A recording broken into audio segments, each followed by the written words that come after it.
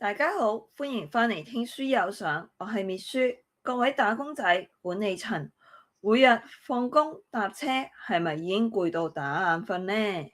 頂住啊！今日滅書用10分鐘時間同大家袋一袋終身有用嘅老闆級揾錢智慧。今日同大家講呢一本書，個名好霸氣嘅，叫做《主管該有的潛意識》，作者係日本經營之神嘅大弟子。呢堂課原本要36萬 yen 學費嘅，今日你聽我講，免費。好多 manager 或者做緊生意嘅朋友睇財務報表，淨係識睇賺咗幾多錢，損益表。No no no no no！滅書今日話你知，損益表係會呃人㗎。公司好唔好，我淨係睇現金㗎咋。即刻戴好耳機，我哋開波啦！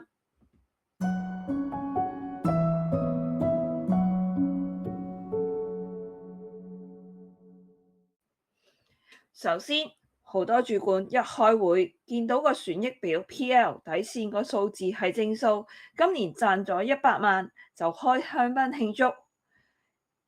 損益表上面嘅利潤好多時只係紙面富貴。簡單啲舉個例子嚟講，你公司賣咗100萬貨俾客，開咗發票，損益表即刻記賺咗100萬。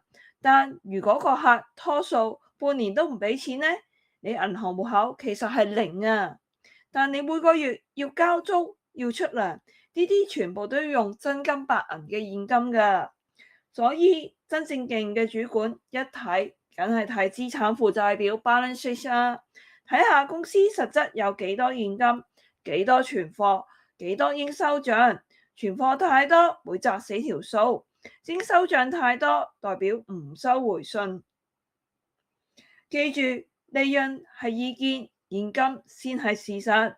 冇現金，公司隨時會黑紙倒閉，即係賬面賺嘅錢都會斷流死掉啦。咁作為主管，我哋應該點樣幫公司增加現金流啊？其實又唔使做啲咩驚天動地嘅大事嘅，改一個小動作就得㗎啦。大家知唔知公司最側邊嘅吸血鬼係咩？冇錯啦，就係存貨 inventory 啦。好多主管覺得買多啲囤貨有折扣平啊嘛，但你諗翻下，你開茶餐廳凍檸檬嘅檸檬，你見平一封箱買10箱翻嚟放喺倉庫，帳面上每隻檸檬嘅成本係低咗，但結果呢，5箱擺到爛咗要掉，其餘嗰5箱佔用咗你廚房個空間，仲要提早俾現金俾批發商。書面教入邊嘅大家，你要將入貨、出貨、收數嘅節奏加快。例如以前貨存30日先賣出，客拖60日先找數，現金就會俾人鎖死90日啦。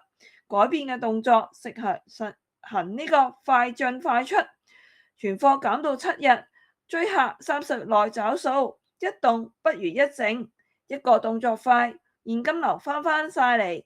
速度快咗，公司根本就唔需要借高利貸，獲利自然就會提高啦。好多主管成日都抱怨，你睇下啲下屬咧，成日浪費公司資源，影印又影彩色，開冷氣又開足24小時。秘書同你講，因為員工覺得公司賺咁多，使乜慳啫？因為佢哋冇呢個潛意識啊。經營之神教落，要將複雜嘅會計數字要變成員工聽得明嘅打工仔語言。舉個實用例子咯，你同 sales 講，今年我哋嘅邊際利潤要做到20%，佢聽完都反白眼啦。你不如同佢講，阿 John，你請個客食飯要1000蚊嘅應酬飯，但我哋公司嘅淨利潤只係得10%。咁你下個月就要派多1萬蚊嘅生意翻嚟，先追得翻呢餐飯嘅成本啊！咁你話呢一餐飯值唔值啊？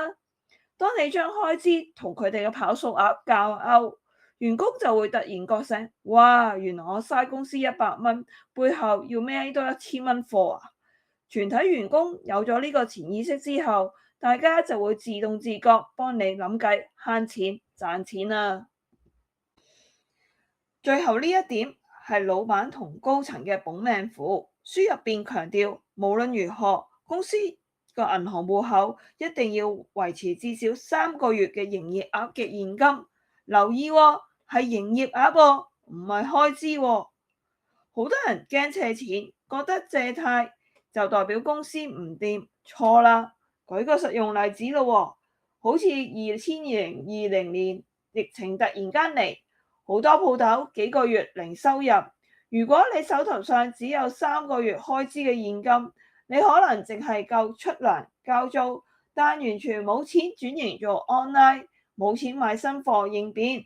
相反，如果你有3個月嘅營業額嘅現金，就算成立一間公司3個月，一分錢生意做唔到，你依然有足夠彈藥出糧，甚至趁同行冧檔嘅時候平價鯨吞對方。所以喺風平浪靜，公司業績好嘅時候，就要去同銀行借一筆低息貸款，放喺度當係買保險。借錢唔係因為冇錢，而係為了確保任何時候手頭上都絕對有安全嘅現金護城河。好啦，今日必須要同大家總結一下呢一堂36萬 yen 嘅精華。一，唔好再俾損益表呃到啦，睇公司好壞，最緊要睇資產負債表入邊嘅現金。二，加快速度，減少存貨，快啲收數，現金流轉得快，獲利自然高啦。三，培養下屬，用最直接嘅比例幫員工建立潛意識。四，現金為王，無論如何手頭上都要留有3個月嘅營業額作為保命嘅現金啊！做主管唔單止要識帶人，仲要幫公司守住條命脈。希望今日呢啲潛意識可以幫大家喺職場上更上一層樓，睇數字睇得通通透透過人。多謝大家收聽。如果你鍾意滅書用廣東話同你講書，分享實用知識，記得即刻訂閱我哋聽書有獎嘅頻道，點讚分享到手嘅話，留言幫我知你嘅睇法啊！我哋下集再見，拜拜。